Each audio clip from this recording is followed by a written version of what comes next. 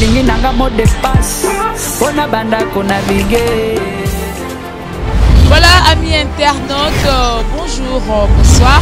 Très heureux, chers internautes, de vous avoir encore trop.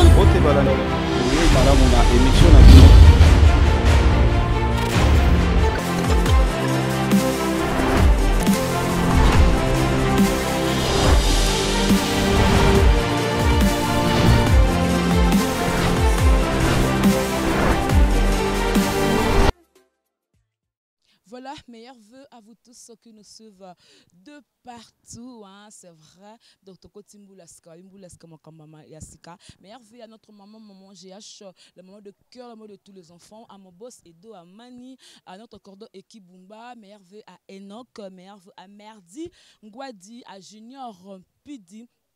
Et HP Mobima, meilleurs vœux à vous tous. Déjà, bonjour, bonsoir, ça dépend de l'heure à laquelle vous allez nous suivre. Moi, c'est Jemima Ibé, le gros bébé de la presse congolaise. Meilleurs vœux à JB Koumaluta, le vrai pétrolier de Dallas. Pour la 2019, le mannequin de Dallas. Aïe, le mannequin de Dallas, JB Koumaluta. Comme vous le savez très bien que la famille artistique vient de perdre Sundabas. Sundabas, Wadaki basiste, il y a JB Piana, mais ça fait un temps, Azaki Susute a créé qui Oyaye orchestre. Alors, il est leader. Alors, il a été assassiné. Et où met le liwa Oye? Où met ça levé du corps? Mais comme vous avez remarqué que nous avons un cinquantenaire, nous avons levé du corps, il y a Sundabas, mais il y a des témoignages par-ci, par-là. On a vu les témoignages. Tous il y a Moto Tokobengaye Ami, Tokobengaye Ndeko, Tokobengaye Bakombo Nyoso, parce que à Banda vraiment. Na Sundabas, on me capé Kobe téléphone solo wana. Bonjour papa, mes condoléances. Oui, merci. Kombo nani? Chef Calvestro international, ya voilà. Chef Calvestro hein, international. S'il faut le belabiso par rapport à Sundabas, azalaki nani? Boyebalaki ndenge nini okolo bani? Merci. Sundabas na rolo bani. Sundabas azalaki ami na nga ya bumwana. Ami ya bumwana tina ndenge via musique to bani musique pe esika moko tozalaki ensemble biso tout bana flash musique o boyebi lelo yo flash epanzana kala déjà alors mutu na mutu amekai ko kende ko se évoluer et musique sengeli boyebi wana en tout cas Sundabas donc pendant nga avec sous camarade ta comme pena ndé konanga kutu donc kutu ya première position parce que akomaki ndé konangai akomaki sous patron nangai pour tirer à celle parcours néo boyebi donc nandinga ko sala orchestre naé ay ko sala sous recours nanga camarade naé Calvestro voilà et on ti bomon ni loyo dans un orchestre Sundabas et son orchestre aux atilo na orchestre naé. Alors expliquez Batou liwa ya Sundabas Salma Kindeni, il a été assassiné comment, mais quand on peut expliquer. Bon les pros tous allez naé d'abord jeudi, tu répètes à mardi, jeudi. À Bengaïnga, la résidence n'a pas l'air. Il fallait disque n'a pas bima failli le 24. Il y a un Bengaïnga chef, il y a un autre sur le Tobico local. Il y a un autre local, bandini. Il n'a pas l'air, les jours à répétition. Le solo, les singles, solo, na écoute, un téléphone pour attirer qui chanson dans l'album dans le studio. Donc vraiment, Fanny n'a pas l'air, jeudi n'a pas l'air. To bini disque na biso na téléphone na yo ah chef ngala moni faut répéter que ya ba musicien un peu bientôt là ngabe fona ya na to répéter ensemble ngala kina répéter na ba musicien ne surtout et sili na yimo openinga yaki to bandi répétition zaki ndona sentiment makasi azakut émotion to azo travailler bien ta silika mais journée abana limbi sa ba musicien tout ano silika ne pété dormir écoute pas ya raté et ça qui un certain jeudi mboule baneko melancer yemo tellement azaki polyvalent a beti drum azoyemba azobeta dumti asuka rep to rep sili a soleil sur la musicien moroté alors a soleil quand nangai abi chef solo na ba petit ya ke fana parce que mo ba ko tala ba fandi ba solo là to kabuli ba musicien ba transport ba musicien ba ke wana déjà ba 22h30 bon sili ngai pe na ke pa net ka fandaki to solo nae ngabi yuko tepsinga ya il faut boire après bino zone kuna ti ba 22h30 bozana ko taba gimbondo boy faut pas na ba likolo ya bien te na merci nkundi ngala ke lobi ka boy ya lobi tout dans le studio ya po ba masa na fallait ba on sa ba vocal na ba ay merci lobi ka vendredi to benga na OK Calvestro la vie bimi pe la transport na ke mais vendredi à 5h moto zaki na jeudi to kaboni ba 23h45 jeudi ba 5h ba benga ngai na tongo chef assassiné leader na palais na mono ko ndeti mo émotion mo lo atika ba vantir pa pambana appel à Brazzaville Koti ba yibisi ngai appel à poto bengi ngai na mono ko mi sérieux donc bana kutu bafunguli ba moko réseau batala na ba réseau na biso ba Facebook ba moni déjà ba photo ya leader na mono ko na kozwi liboma na ndenge na longwa ki wana na keti na résidence sous na Kimbondo kuna na donc vraiment pour na biso ba musicien na ye donc toujours minga rolobaté mais je sais pas si makasi pas comme assassiné boy il avait des comptes à rendre na batou avec na problème na ex patron na JB piana avec na problème na artiste et ça qui n'ont fait quoi pour ba bomaka mutu bepo ba ko beta mutu ça c'est pas mbaté vraiment kolobazaki na problème na batou leader masana ngai yekuta ay mo boy a concert nga fort ya tika makambo na tala boy biso musicien to liaka na musique. Donc conseiller na numéro alingaka problème te kolobaki sunda kufina problème jamais de tinga boye nazo confirmer sunda akufika na musana ya musique ba jaloux ya musique nendo balingi ba ngai ko bomba étoile na yona sunda zaki na problème na mututi donc batu bazolo bako un piano mutaselte bati ko lobandi ngwana d'ailleurs moko prêtre écoutant to zaki na vivant ando lingate baloba mabe na kombo ya mutu na ye parce que utaki kuna sunda za mutande ngwana ando boya baloba n'importe quoi na komba sunda bon vraiment un problème, un problème.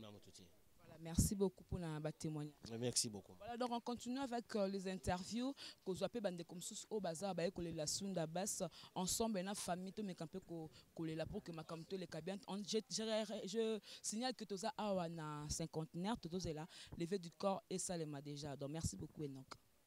Voilà, les interviews continuent parce que nous sommes ici au cinquantenaire, là où ça sera la levée du corps de notre basiste, donc notre regretté, Ebinakoti Kabiso, donc Sundabas. Alors, il y a des proches, qui nous ont témoignage, il y a bateau bazala qui pembene, ba mona kokola, ba mona ba vanda na ye, ba bi vrai combo na ye. Alors tout cela, na nga bien qu'il y a Doudou Lombe, zabaya o, tant aux tanga pena ba grand réalisateur, ya mboka na biso Congo. Au Kotanga Doudou Lombe. Alors, d'abord, mes condoléances. Merci, ma soeur. Je s'appelle Bende, la monnaie sous Awa. Puis, tu es na demeure à Souka. Et Robimsa, Ndekonabiso, Kondo, Sunda. Mais ça passe. Ça passe surtout, il y a un benga, ami journaliste. Donc, tu bêtis, musique, ils sont jusqu'à Moro. Ça musicien avant. Nazara Doumer, Kala. Donc, tu as travaillé mingi nenaye. Tu as gisté là. Ngai na misa mo roma pasteur Ligo. Je crois dans Angola.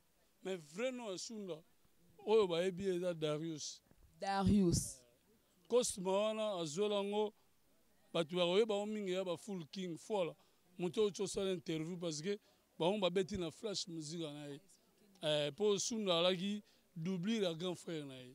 Donc grand frère na nobeta tous les deux maboko Yanklo Bonzei. Mbinza nyonso ba yebi parce que Yanklo mutanga ke quartier latin. Donc flash ringere tira na maboko le roi ya Sunda. Mais Dieu grand Sunda beti na orchestre belé. Nga una mema na Ejeva. Ejeva orchestre mo ba vient na mbinza kala ya mikolo. To iga bana mikenga na ye. To beta na biso kutu to ndeka to aki otala ngo après toke. Ezape na collègue muso aza maître limpa. Et il pas qui guitariste dans ta flash. Il peut aussi on a ça aux entours je crois. Il peut aux bango par rapport il y a témoignage naé sous la base avec un problème na batou il était problématique pourquoi assassiner mutu et ça m'a belé soit maman mbongo maman mwasi maman banyongo makambe belé alors solo moko mutu nyonso tambolaka wana mabe na malamu naé mais na muninga nga Sunda à lokuta. C'est un garçon très humide. Alors, le bâtiment mais téti. J'étais tard à mon souka. Mais téti. Ce que soit na Sunda, c'est yondo bandie. Parce que entourage à Sunda, on a regardé Tokangami binemina Sunda. Tokangami binemina intel. Té. Biso zago kola, biso tout. Toli esika moro. Ils ont un grand frère, moro, ton bengue grand frère a dit l'ancraille. Azab na musika leki no yeyo tozo bimisa korme yo zate na musika to yebi ko za na biso yé pena parrain ya basunda po so na dolo ba okoma ayo eza tv pare na le sens que ye mta monisi bango kinzunzu tout kinoko tout ye donc bayeki a 3 stela sunda voilà na grand frère batambolaka 4 wana donc ye da boy omoi balider oyo tout basala bafier wana donc grand frère mta banda o de boya bamusicien mabe. Donc pour tout succès par rapport à interview parce que baza moi et belé tout le monde boye awa menze ba artiste bazate biso tali biso te famille yango ata baninga tout otambola bango biso artiste oya te sunda azala na ba famille ebele côté église côté baninga bakoli bandeko na ye ba belle famille mbinza ya munene mbinza kuto ya o bazozela kuna be toyebi te bazaka ebele tokoya to bando kontaka te nani ayaki te moi etali biso te le méthode ba non vérité ko ça lever du condé ba okunda pena sunda basse ex patron a contribué moi loko. Bon en tout cas il faut que tout na bango tout na bato tout ninga wana tout na bango so ba contribuer na famille te yom toza wana toza ka organisation en mata tout malamu na tout na ba masalanga didi na tout na limpa évolution corps eza ndeni bango ba pesa nga programme lelo ke corps ebima lelo yango moninga naza baoyo ozotangela nga musicien te nga na journaliste bango bakoyeba ndeni basala organisation na bango. Merci beaucoup, ya Doudou Lombe. On continue avec les interviews. Merci beaucoup. Voilà, donc nous continuons avec les interviews. Tokutani Awana, chargé à communication. Il y a Chaingenge, donc Ibouba. Parce que vous voyez que Chaingenge na Sundabas, qui vraiment meilleur ami. Qui vraiment est lié. Alors, na liwa na ye akoy kozanga beauté avant que ya koma déjà ça a dépêché déjà chargé à communication na Arnaud de Mukenge otonto lopto sola na d'abord mes condoléances. Merci maman, merci beaucoup.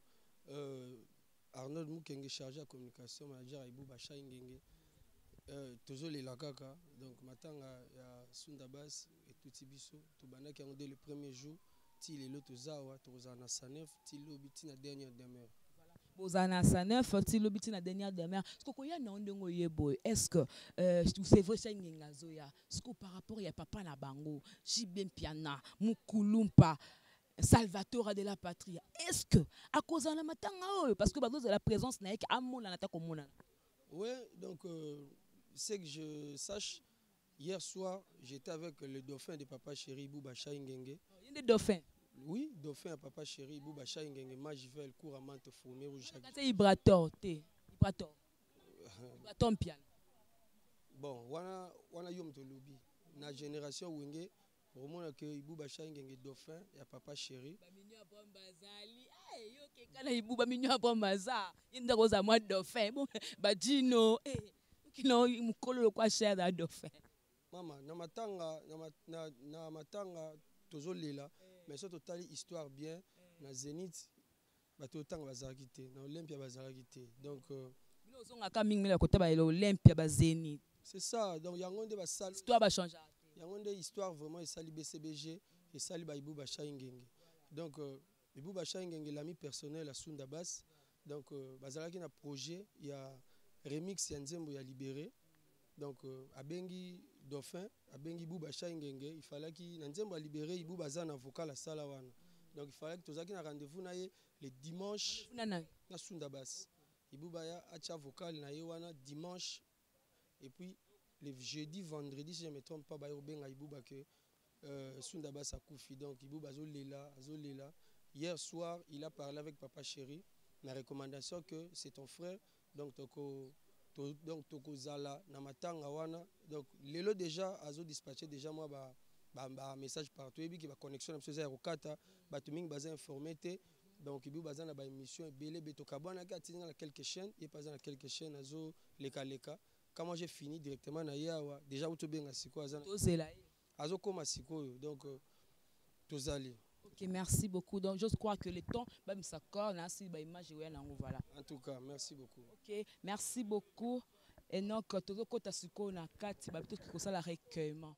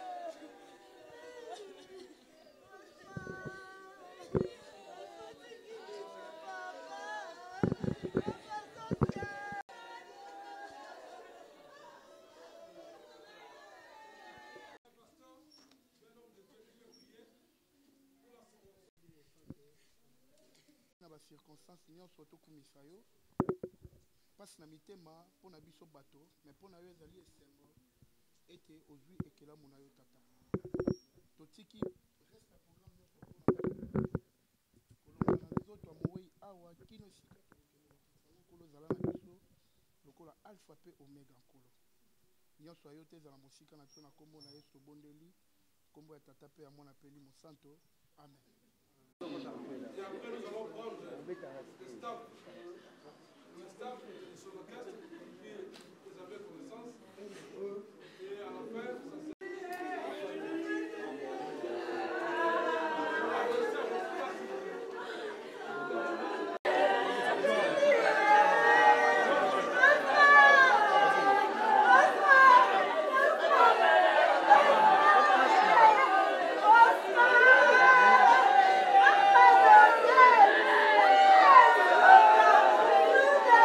Yeah.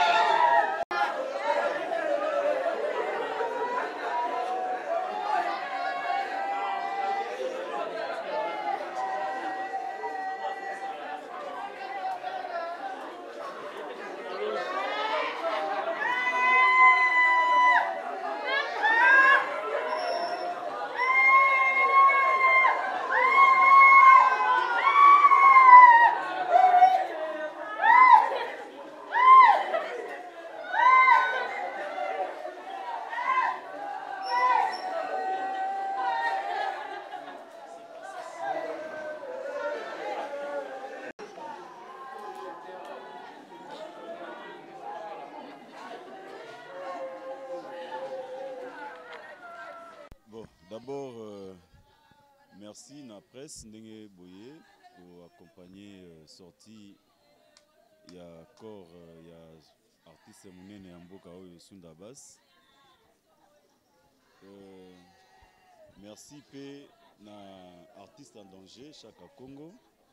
Ndenge accompagné Bisso du début jusqu'à ce moment. Et par rapport à Motuna Nayo, sujet à disparition, il y a Sunda Bass. Il y a un principe na droit. Oui, l'instruction, elle est secrète.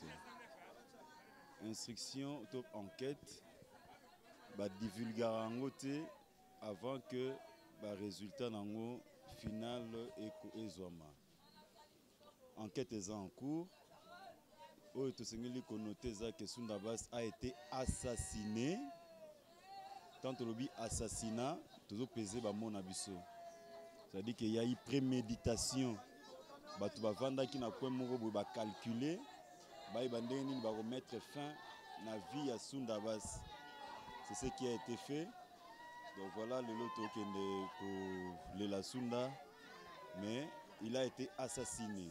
Et je vous rassure que auteur, complice, co-auteur, Batonyo va participer qui de loin ou de près dans l'assassinat à Sunda Bass, ils seront arrêtés. On mettra la main sur toutes ces personnes-là. Mais pour l'instant, Touré Kolobate qui est derrière ça, Nanatinda moment venu, lorsque la justice a clôturé l'instruction, vous allez informer sur Bato Babomi Sunda Bass. Rassurez-vous,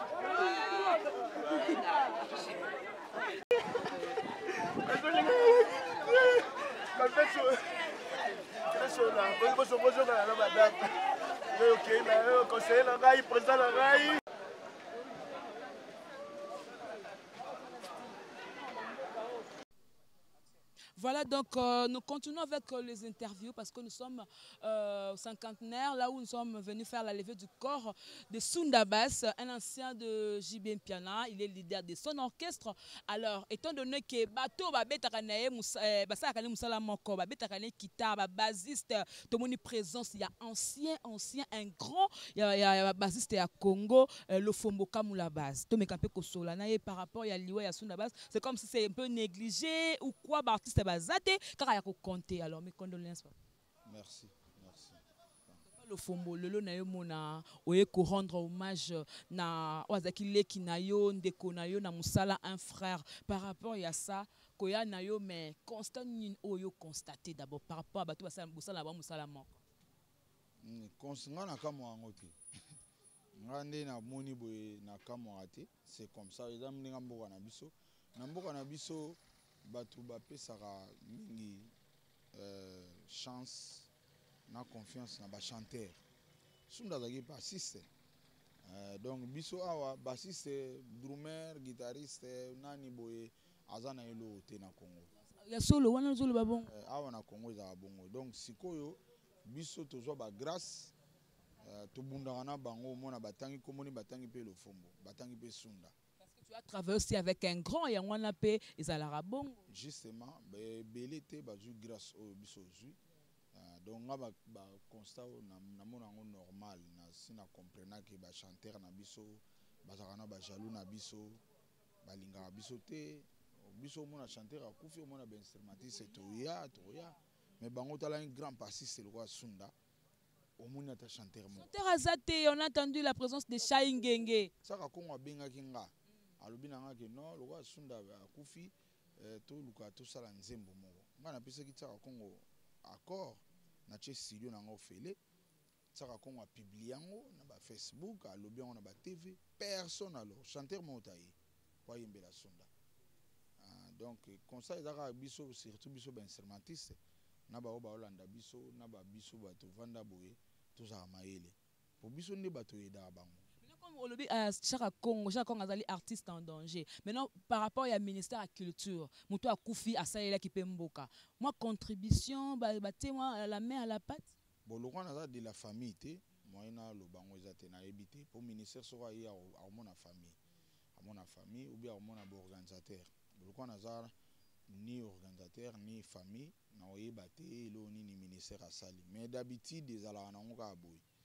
Le Fombo, papa le Fombo, ils ont pris manque à présence il y a même il y a mutu moko orchestre j'ai bien piano même si il y a moko jibazet parce que avec un voyage ba uti kozo ngakin mais présence ata ya mutu moko ya ko représenter ba été ata membre mo a été il y a côté la maison nini BCBG bazat bon c'est nous sommes pas normal pour y pas aller soumis à JBT et mon ancien malgré les anciens, ils ont battu la structure na bande basala. Tam sou balobi boloko ta mission na biso souté to participer na ba manière moko boye. Zaka ne dans la entreprise soko kufeli papa na obi mama na yo.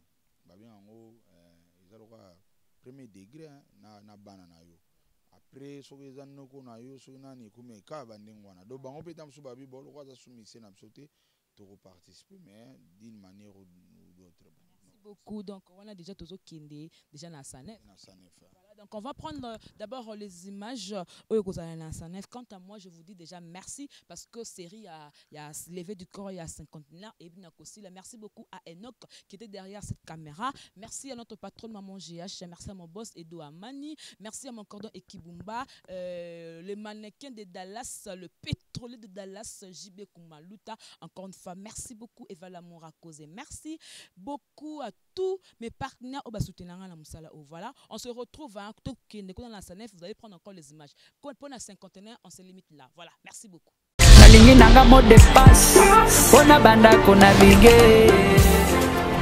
Voilà, amis internautes, bonjour, bonsoir.